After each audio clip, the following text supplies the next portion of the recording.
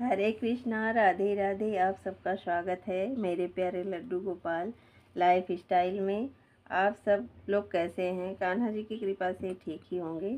आज के वीडियो में हम भगवान और भक्त के बारे में छोटी सी चर्चा करेंगे। अगर पसंद आए तो लाइक सब्सक्राइब ज़रूर करें। जो भगवान से जुड़े लोग होते हैं ना, वो हमेशा अपने भगवान के विषय में ही बात करना और सुनना चाहते हैं।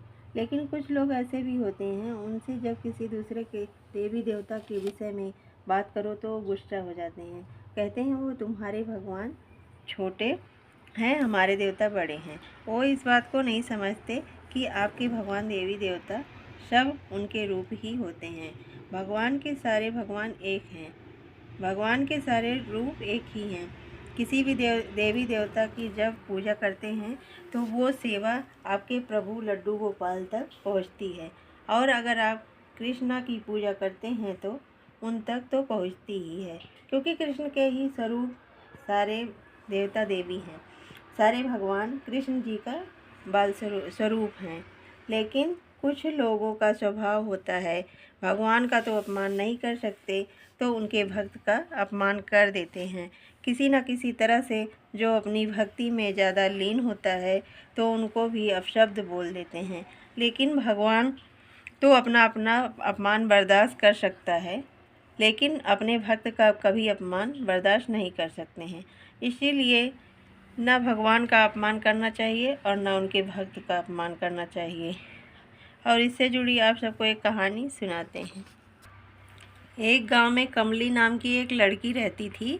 वो भगवान की हर वक्त नाम जपा करती थी। थोड़ी बावरी सी थी, उसको और कुछ नहीं आता था। वह हमेशा बस भगवान का नाम हरे कृष्ण करती रहती थी। शायद उसे ये शब्द अच्छा लगता था, बाकी उसको कुछ पता नहीं था। तो उसके जो भी आसपास की लड़कियां औरतें रहती थी, सब लोग जाती थी मक्खन बेचने। कोई शहद बेचता तो कोई माखन, ये सब बेचने जाती थी। कोई दूध कोई दही भरकर मटकी में लेकर जाती थी। दूसरी दूसरी जगह अपने बेचने जाती थी तो भी सबके साथ में एक मटकी उठा लेती थी और लेके चल देती थी, जबकि उसके मटकी में ना दूध रहता था, माखन होता था, कुछ भी नहीं होता था। बस वो मटकी लेके उन सब की नकल करके उनके साथ बेचने जाती थी। एक बार क्या होता है, एक व्यक्ति उसके मटकी देखता है और कहता है इसमें क्या है? तो वो कहती है इसमें शहद है। तो कहता है शहद है तो मुझे भी खिलाओ, लाओ। तो वो शहद खिला देती है, जबकि उसके मटकी में कुछ नहीं रहता है।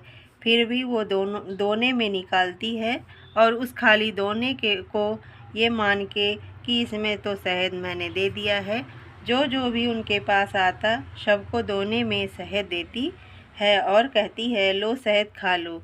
लेकिन उसको लगता है इसको बुरा लग जाएगा, थोड़ी सी बावरी है, तो ऐसे ही खाली दोने को ही चाटते हैं और कहते हैं अरे ये तो बहुत अच्छा शहद है। जब वो खाली दोने को चाटता है तो कहता है अरे इसमें तो शहद नहीं है, फिर भी इसमें इतना शहद का स्वाद और ऐसा स्वाद है जैसे मैंने कभी चखा ही नहीं है, ऐसे कैसे हो सकता है? तो ऐसे ही एक बार अपने मित्र को लेके आया, कहता है भाई तू भी चल। तो उसका मित्र आता है, कहता है मुझे भी शहद दे दो। तो उनको भी कमली दोने में निकाल के दे देती है। वही खाली दोने, जब वो खाली दोने चखता है तो उसको भी शहद का स्वाद आता है। तो वो भी सोचने लगा ऐसा एक कैसे हो सकता है। तो ऐसे ही चारों तरफ चर्चाएं होने लगी। सब लोग कहने लगे कमली बहुत अच्छा शहद बेचती है। जब आगे आगे चर्चाएं होने लगती हैं तो एक लड़का चोर होता है। वो सोचता है कमली के पास खाली मटकी होने के बावजूद भी सब लोग इसका शहद खाते हैं। अगर यह मटकी मेरे पास आ जाए तो ये शहद बेच के मैं रातों रात बहुत अमीर बन जाऊंगा। अब वो इसी मटकी को चुराने का मौका ढूंढने लगा। कब मौका मिले मैं इससे ये मटकी ले लूं। एक दिन कमली अपने घर जा रही होती है तो रास्ते में बहुत सुनसान जगह होता है, तो लड़के को मौका मिल जाता है।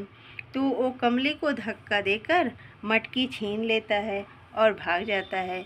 कमली तो बहुत रोने लगती है। रोते रोते वो अपने घर चली जाती है कि मेरी मटकी चोरी हो गई, हे कृष्ण मेरी मटकी छिन गई। वो इस तरह रोते हुए अपने घर चली जाती है और वो लड़का उस मटकी को लेके अपने घर पहुंच जाता है। और घर पहुंचता है तो वो सोचता है कि तो देखता है इस चमत्कारी मटकी में आखिर क्या है। वो देखने के लिए सबसे पहले मटकी में अपना हाथ डालता है तो उसमें हजारों संख्या में मधुमक्खियाँ होती हैं जो उसके हाथ में चिपक जाती हैं और उसको इतना काटती हैं कि वो बिल्कुल लाल हो चुका होता है और बहुत रो रहा होता है।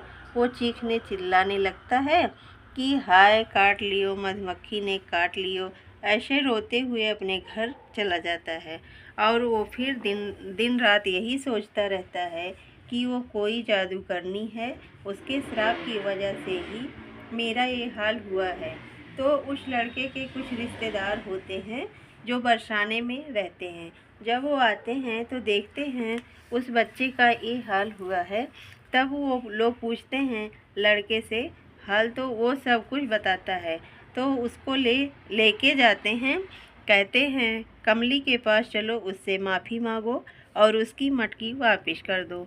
जब वो उधर कमली इतना रो रही होती है, हे कृष्ण मेरी मटकी चली गई, अब मैं दूध माखन कहाँ से बेचूंगी, अब मैं शहद कहाँ से बेचूंगी। वो इतना रो रही होती है और उसे तो लगता है